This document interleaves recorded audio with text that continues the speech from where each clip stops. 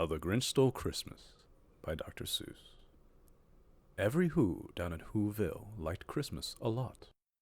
But the Grinch, who lived just north of Whoville, did not. The Grinch hated Christmas, the whole Christmas season. Now please don't ask why. No one quite knows the reason. It could be his head wasn't screwed on just right. It could be, perhaps, that his shoes were too tight. But I think that the most likely reason of all may have been that his heart was 2 sizes too small. But whatever the reason, his heart or his shoes, he stood there on Christmas Eve, hating the Whos, staring down from his cave with a sour, grinchy frown at the warm-lighted windows below in their town, for he knew every Who down in Whoville beneath was busy now hanging a mistletoe wreath. "And they're hanging their stockings," he snarled with a sneer. "Tomorrow is Christmas. It's practically here." Then he growled, with his Grinch fingers nervously drumming, "I must find some way to stop Christmas from coming." For tomorrow he knew all the Who girls and boys would wake bright and early. They'd rush for their toys, and then, oh the noise. Oh, the noise, noise, noise, noise. That's one thing he hated. The noise, noise, noise, noise. Then the Whos, young and old, would sit down to a feast. And they'd feast. And they'd feast. And they'd feast, feast, feast, feast. They would feast on Who pudding and rare Who roast beast, which was something the Grinch couldn't stand in the least. And then they'd do something he liked least of all. Every Who down in Whoville, the tall and the small, would stand close together with Christmas bells ringing. They'd stand hand in hand, and the Whos would start singing. They'd sing, and they'd sing, and they'd sing, sing, sing, sing. And the more the Grinch thought of this Who Christmas sing, the more the Grinch thought, "I must stop this whole thing. Why, for 50 years I put up with it now. I must stop this Christmas from coming. But how?" Then he got an idea.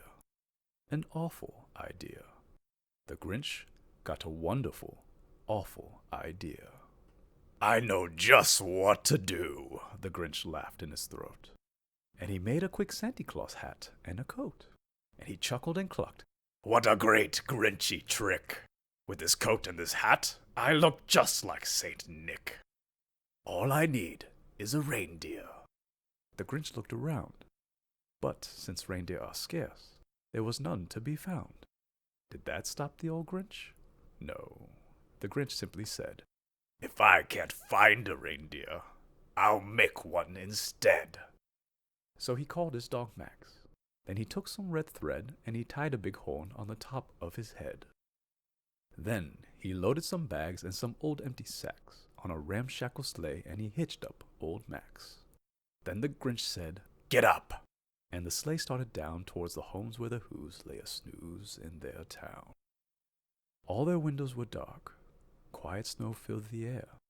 All the Whos were all dreaming sweet dreams without care when he came to the first little house on the square.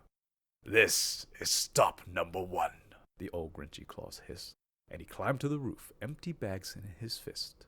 Then he slid down the chimney, a rather tight pinch. But if Santa could do it, then so could the Grinch. He got stuck only once, for a moment or two. Then he stuck his head out of the fireplace flue, where the little Who stockings all hung in a row. "These stockings," he grinned, "are the first things to go." Then he slithered and slunk, with a smile most unpleasant, around the whole room, and he took every present. Pop guns and bicycles, roller skates, drums, checkerboards, tricycles, popcorn, and plums. And he stuffed them in bags. Then the Grinch very nimbly stuffed all the bags one by one up the chimney. Then he slunk to the icebox. He took the Who's feast. He took the Who pudding. He took the roast beast. He cleaned out that icebox as quick as a flash. Why, that Grinch even took their last can of Who hash. Then he stuffed all the food up the chimney with glee. "And now," grinned the Grinch, "I will stuff up the tree." And the Grinch grabbed the tree, and he started to shove, when he heard a small sound like the coo of a dove. He turned around fast, and he saw a small Who, little Cindy Lou Who was no more than 2. The Grinch had been caught by this tiny Who daughter, who got out of bed for a cup of cold water. She stared at the Grinch and said, "Santa Claus, why? Why are you taking our Christmas tree? Why?" But you know, that old Grinch was so smart and so slick. He thought up a lie, and he thought it up quick. "Why, my sweet little tot," the fake Santa Claus lied, "there's a light on this tree that won't light on one side. So I'm taking it home to my workshop, my dear. I'll fix it up there, then I'll bring it back here." And his fib fooled the child. Then he patted her head, and he got her a drink, and he sent her to bed. And when Cindy Lou Who went to bed with her cup, he went to the chimney and stuffed the tree up. Then the last thing he took was the log for their fire. Then he went up the chimney himself, the old liar. On their walls he left nothing but hooks and some wire. And the one speck of food that he left in the house was a crumb that was even too small for a mouse. Then he did the same thing to the other Who's houses, leaving crumbs much too small for the others Who's mouses. It was 1/4 dawn, all the Who's still abed, all the Who's still a snooze, when he packed up his sled.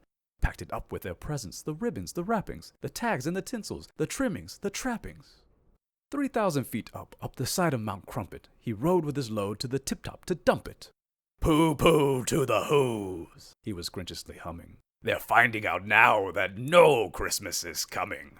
They're just waking up. I know just what they'll do. Their mouths will hang open a minute or two. Then the Who's down in Whoville will all cry, 'Boo-hoo!'" "That's a noise," grinned the Grinch, "that I simply must hear."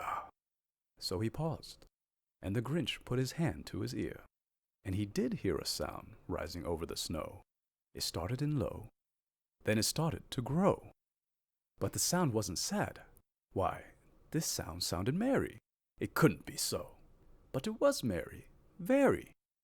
He stared down at Whoville. The Grinch popped his eyes. Then he shook. What he saw was a shocking surprise. Every Who down in Whoville, the tall and the small, was singing, without any presents at all. He hadn't stopped Christmas from coming. It came. Somehow or other, it came just the same. And the Grinch, with his Grinch feet ice cold in the snow, stood puzzling and puzzling. How could it be so? It came without ribbons.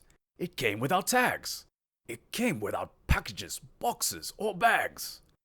And he puzzled 3 hours till his puzzler was sore. Then the Grinch thought of something he hadn't before. Maybe Christmas, he thought, doesn't come from a store. Maybe Christmas, perhaps, means a little bit more. And what happened then? Well, in Whoville they say that the Grinch's small heart grew 3 sizes that day.